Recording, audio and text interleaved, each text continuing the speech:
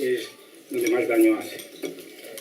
Quiero decir con esto, porque quiero decir con esto, este es un destino que, no sé, si hay historiadores en la sala, pues que me corrijan si me equivoco, pero creo que es un destino que ha caracterizado la historia de Cataluña en los últimos 100 y pico de años. Es una especie de querencia sistemática a Cataluña en cuanto se abre un poco la mano autoritaria del Estado español, vira hacia la República. Lo vimos en los años 30, en un par de ocasiones, y volvemos a verlo ahora.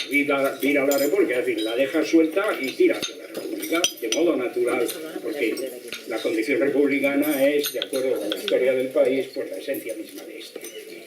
Pero claro, vira hacia la República en un contexto muy peculiar, en un contexto político muy peculiar, que es el del Estado español, que carece de parangón en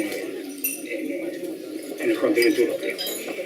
Y eso quiere decir que tiene que tomar formas que no pueden ignorar el hecho de encontrarse siempre combatiendo contra la fuerza bruta, y no solamente fuerza y bruta, sino además superior. Por eso las declaraciones, cuando uno las lee en la historia, cuando uno lee a Macià y cuando uno lee a Companys, sobre todo, que son las declaraciones más características, uno se pregunta qué diantres quiere decir esto, por ejemplo, de la República Catalana dentro del Estado español. La República Catalana dins l'Estat espanyol. ¿Qué quiere decir eso? Pues lo mismo que estamos ahora diciendo. Exactamente lo mismo. Tenemos que encontrar fórmulas porque estamos obligados, por razón de fuerza bruta mayor, a escurrir el bulto, de modo que no podemos ser enteramente contundentes y transparentes en nuestras afirmaciones porque se nos cae el pelo.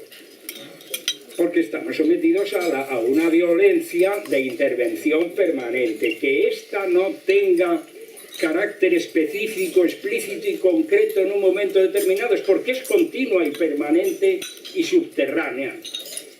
Pero está ahí siempre, permanentemente. De forma que, claro, trato con esto de llevar a su ánimo una consideración más benévola y benigna de las que habitualmente hacemos acerca del comportamiento de lo que ha venido sucediendo en el último año, del comportamiento de los políticos, de nuestros políticos, de sus declaraciones, del alcance de estas, etc. Podría aquí acumular un montón de consideraciones, pero no quiero aburrirles a ustedes y mucho menos abusar de la paciencia de mis colegas, pero un montón de consideraciones. Vayan tomando nota de alguna que simplemente dejo sobre la mesa. Nuestra tendencia a ser más críticos con lo nuestro que con lo del adversario. Eso, disculpen ustedes, pero suena mal. Suena mal. No llegamos a ningún sitio sobre la base de darnos las torres listos en los círculos personales, poner en duda la competencia del conjunto de nuestros dirigentes, poner en duda incluso la intención y las buenas intenciones de nuestros políticos. A mí es que, perdónenme, pero a veces me siento un poco indignado, ¿no? Es decir, que me estén diciendo que unas personas que llevan un año en la cárcel, un año en el exilio, que llevan un año en una situación como la del presidente más embargado, junto con dos personas más, si no recuerdo más. Hombre, dudar del compromiso de estas personas, y pues no solamente es injusto con ellas, sino que no nos hacemos un favor, ¿no? Claro, y más consideraciones de ese tipo que me llevarían a decir, seamos un poco más benévolos y un poco más optimistas. Un poco más optimistas, porque, caramba, si hace 2 años nos dicen que íbamos a estar así, no nos lo hubiéramos creído. No lo hubiéramos imaginado. Si hace 2 años nos hubieran dicho que íbamos a tener gente en la cárcel, gente en el exilio, pero que iba a haber un país en pie, movilizado en pie, que ha supuesto un reto fenomenal cuya primera consecuencia ha sido, como han visto ustedes, el cambio de gobierno en España, como todo lo que pasa en España por lo demás desde hace 100 años, viene de Cataluña y viene de la actitud del movimiento independentista catalán, del cual yo no digo que haya que sentirse ciegamente orgulloso, porque uno no debe sentirse ciegamente de nada, ¿no?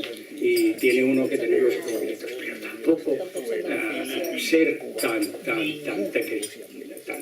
pesimistas y tan hipercríticos que lleguemos a parecer incluso nosotros mismos como quinta columnistas. Porque es que esto es muy grave, claro, es que aquí nos estamos jugando mucho, esto no es broma. Y claro, efectivamente, si somos realistas, tenemos que darnos cuenta de que el empeño en el que estamos no tiene precedentes, que es una revolución única, que estamos cambiando la historia de Europa y que estamos consiguiendo lo que generaciones enteras de antepasados no han conseguido. Y que además tenemos no solamente un compromiso con el pasado, sino que el presente y con el futuro. Porque como esto no nos salga bien, a ver cómo se lo explicamos a nuestros hijos y a nuestros nietos. Y sobre todo, a ver cómo aguantamos el tipo con la represalia que va a venir si fallamos. Esto no es una broma, esto va muy en serio.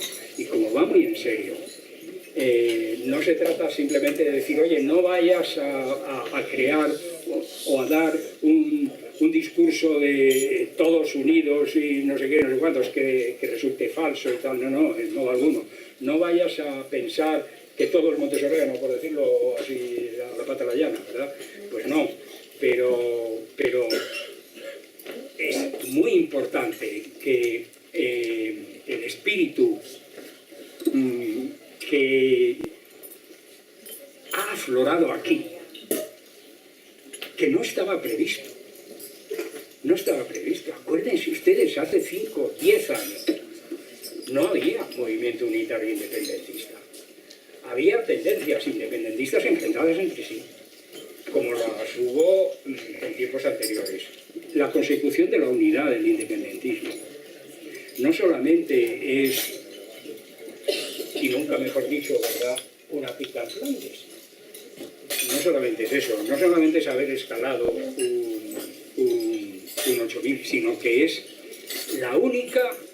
el único activo real que tenemos. Miento, en realidad tenemos dos, pero el segundo está pendiente del primero. El primero es la unidad, no tenemos otra cosa. No tenemos otra cosa, no tenemos armas ni las queremos. No tenemos recursos a la violencia, no tenemos organizaciones, digámoslo claramente, ilegales. No las hay. No tenemos organizaciones guerrilleras, ni revolucionarias, ni terroristas, ni nada. No, tenemos un pueblo pacífico, democrático, determinado a conseguir sus objetivos de una forma civilizada y revolucionaria. Sí, revolucionaria, al extremo incluso que me atrevería a decir, si me dejan mis colegas juristas y no se pierden por los líos estos de los tribunicios, ¿verdad?, una rebelión. Es más, nos están juzgando por rebelión donde no hay rebeldes, cuando en realidad la rebelión está aquí fuera. Esa rebelión que ha sido siempre la honra de la humanidad. Esa rebelión que ha sido siempre el motor por el que la humanidad ha avanzado y ha progresado, porque los seres humanos nos rebelamos contra la injusticia y contra la tiranía. Y este es un movimiento de respuesta a la rebelión. Y lo que están haciendo estos individuos es demostrando que para alguna gente eso que es un principio inaccesible de la historia de la humanidad. Los seres humanos hemos alcanzado nuestra condición humana y seguiremos con Dios porque nos rebelamos, porque somos rebeldes. La figura del rebelde, desde Prometeo hasta hoy, es una figura sacrosanta. Y vienen unos señores con toga mancillada a condenar como delito lo que es el orgullo de la humanidad, que es la rebeldía. Le llaman delito y encima, para mayor INRI y deshonra, no pueden demostrarlo porque carecen de los elementos constitutivos de ese tipo que están aplicando. Es decir, llaman delito unos delincuentes a lo que es el comportamiento que es la honra de la humanidad. Bueno, pues todo eso lo tenemos por la unidad. Nuestro único activo es la unidad.